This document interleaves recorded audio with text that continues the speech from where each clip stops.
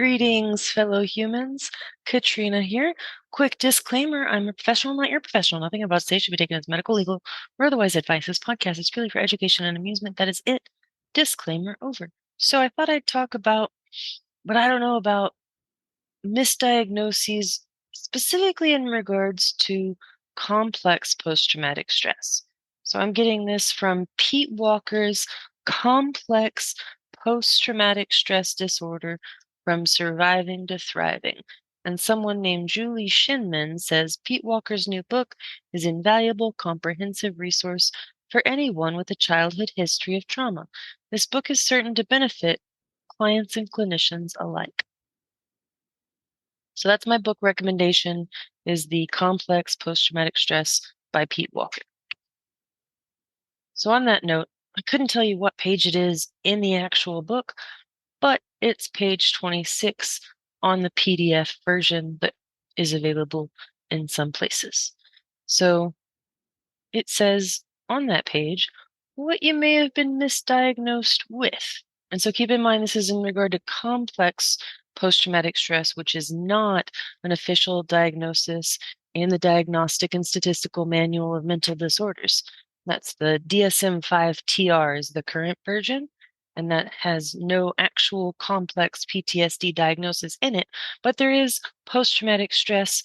There's acute versions, there's chronic versions, there's unspecified versions. So there are a bit of variety as far as post-traumatic stress diagnoses go, but complex is not one that's currently on there. So it says here, what you may have been misdiagnosed with. And I do want to mention before I get into it what year this book was written in. So keep in mind that some of it may be accurate and some of it may be outdated, only because this book was written. Oh, I thought I could find the page before I ran out. I don't know why they don't have it in the beginning of the book, like most books, where it says copyright such and such date. Here it is. It's on like the 5th page. It says it is the first edition, and it was copyright in 2014. At this time, it's 2024, so it has been about a decade since this was written.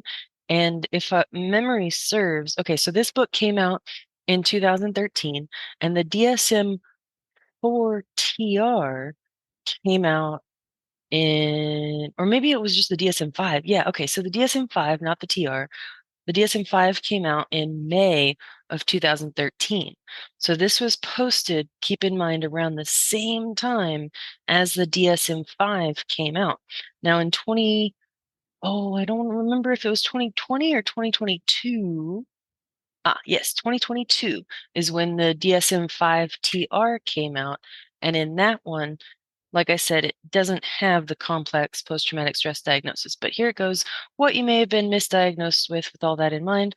I once heard a renowned traumatologist, John Briere, quip that if CPTSD were ever given its due, the DSM, used by all mental health professionals, would shrink from its dictionary-like size to the size of a thin pamphlet.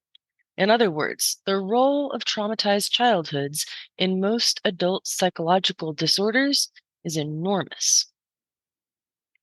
I have witnessed many clients with CPTSD misdiagnosed with various anxiety and depressive disorders.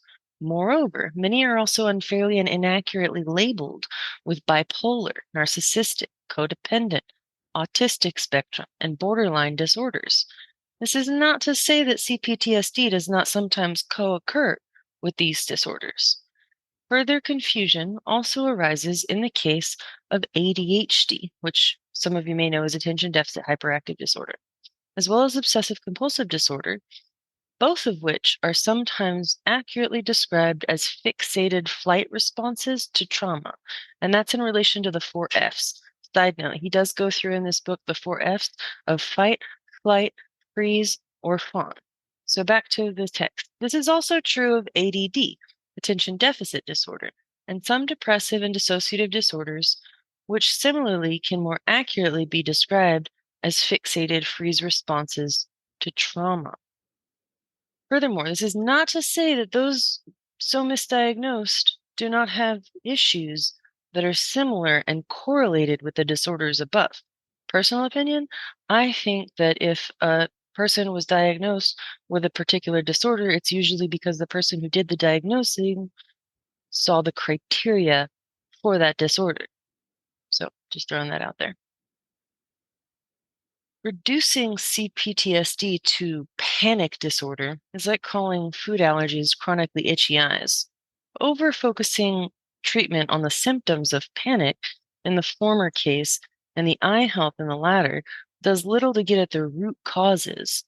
Feelings of panic or itchiness in the eyes can be masked with medication, but all the associated problems that cause these symptoms will remain untreated. Moreover, most of the diagnoses mentioned above are typically treated as innate characterological defects rather than learned maladaptations to stress, adaptations that survivors were forced to learn as traumatized children. And most importantly, because these adaptations were learned, they can often be extinguished or significantly diminished and replaced with more functional adaptations to stress. I like to clarify that when we're talking about things like distress tolerance, tolerance doesn't mean that you don't get stressed. It's just that your ability to handle whatever stress is arising is shifted. And so, in this vein, I believe that many substance and process addictions also begin as misguided maladaptations to parental abuse and abandonment. They are early adaptations that are attempts to soothe and distract from the mental, emotional, and physical pain of CPTSD. So, I don't know if anyone knows the origins of CPTSD. I don't necessarily know all about it, so let's get into it. How do traumatically abused and or abandoned children develop CPTSD? While the origin is most often associated with extended periods of physical and or sexual abuse in childhood, my observations convince me that ongoing verbal and emotional abuse also causes it.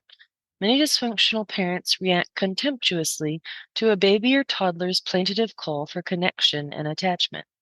Contempt is extremely traumatizing to a child, and at best extremely noxious to an adult. Contempt is a toxic cocktail of verbal and emotional abuse, a deadly amalgam of denigration, rage, and disgust. Rage creates fear, and disgust creates shame in the child in a way that soon teaches her to refrain from crying out, from ever asking for attention. Before long, the child gives up on seeing any kind of help or connection at all. The child's bid for bonding and acceptance is thwarted, and she is left to suffer in the frightening despair of abandonment. Particularly, abusive parents deepen the abandonment trauma by linking corporal punishment with contempt. Slaveholders and prison guards typically use contempt to scorn and destroy their victims' self-esteem. Slaves, prisoners, children who are made to feel worthless and powerless devolve into learned helplessness and can be controlled with far less energy and attention. Cult leaders also use contempt to shrink their followers into absolute submission after luring them in with brief phases of fake unconditional love. Furthermore, CPTSD can also be caused by emotional neglect alone. This key theme is explored in length at Chapter 5. I might do an episode on that another time. If you notice that you are berating yourself because your trauma seems insignificant compared to others, it says here to skip ahead to that chapter and go ahead and read it and then return to this before you complete it. But we're going to keep going. Emotional neglect also typically underlines most traumatizations that are glaringly evident. Parents who routinely ignore or turn their backs on a child's calls for attention, connection, or help abandon their child to unmanageable amounts of fear, and the child eventually gives up and succumbs to a depressed, death-like feelings of helplessness and hopelessness. These types of rejection simultaneously magnify the child's fear and eventually add the coating of shame to it. Over time, this fear and shame begets a toxic inner critic that holds the child and later the adult totally responsible for his or her parents' abandonment until they become their own worst enemy and descends into the bowels of CPTSD. So that is a little bit on the origins. A little bit more on trauma. Trauma occurs when an attack or abandonment triggers a fight-flight response so intensely that the person cannot turn it off once the threat is over. He becomes stuck in an adrenalized state. His sympathetic nervous system is locked on, and he cannot toggle into relaxation function of the parasympathetic nervous system. I like to clarify with the autonomic nervous system, there's two sides. So there's the parasympathetic side, which is like the calming side. And I remember that because para has 4 letters and calm has 4 letters. That's just how my brain works. And then you have the sympathetic side, which is the more activating side. It gives you that surge of adrenaline and cortisol to get you going to where you need to be. So that's my side note on the parasympathetic nervous system. One common instance of this occurs when a child is attacked and hurt by a bully after school. He will remain in a hypervigilant, fearful state until someone takes action to ensure him that he will not be re-victimized, and until someone helps him realize the hyperactivation in his nervous system. If the child has learned through experience that he can come to at least one of his parents when he is hurting, frightened, or needing help, he will tell mom or dad about it. With them, he will grieve the temporary death of his sense of safety in a world by verbally ventilating, crying, and angering about it. And chapter 11 actually expands on the process of grieving. I like to clarify that with grieving, grief doesn't have to be death. Grieving can happen when we lose something or when we didn't get something. For example, someone grieving the loss of the mother they deserved, that kind of thing. So it says here, moreover, his parent will report the bully and take steps to assure that it will not happen again, and the child will typically be released from the trauma. He will naturally relax back into the safety of the parasympathetic nervous system functioning. Simple, one incident traumas. And I say simple like with quotation marks because that's how it is written. Simple, one incident traumas can often be resolved relatively easily if CPTSD is not already present. However, if the bullying happens on numerous occasions and the child does not seek help, or if the child lives in an environment so dangerous that the parent is powerless to ensure a modicum of safety, it may take more than parental comforting to release the trauma. If the trauma is not too continuous over a long period of time, a short course of therapy may be all that is needed to resolve the trauma, provided, of course, the danger in the environment can be effectively remediated. So when trauma, however, is repetitive and ongoing and no help is available, the child may become so frozen in trauma that the symptoms of simple PTSD begin to set in. This can also occur during prolonged trauma of combat or entrapment in a cult or a domestic violence situation. However, if a person is afflicted by ongoing family abuse or profound emotional abandonment, the trauma will manifest as a particularly severe emotional flashback because he already has CPTSD. This is particularly true when his parent is also a bully.